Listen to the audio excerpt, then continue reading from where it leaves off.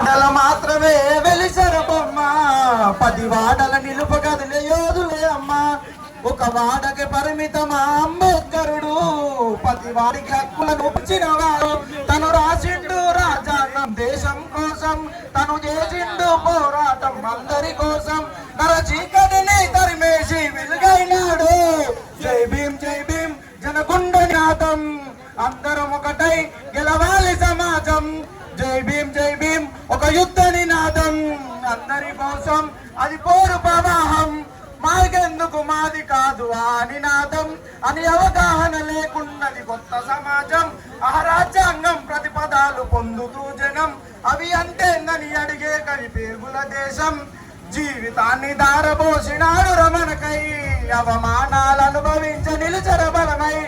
భావితరాల బతుకులు మార్చుట కొరకై, అనసపడిన వాళ్ళ కొరకు పుట్టర వెలుగై. నువ్వు చదువుకున్న ఈ చదువు ఆయన రాత, నువ్వు చేసుకునే ఈ నౌకరి ఆయన రాతే, నువ్వు పొందే పదమైన ఆయన భిక్షే. జై భీమ్ జనగుండ నినాదం, అందరం ఒకటై గెలవాలి సమాజం.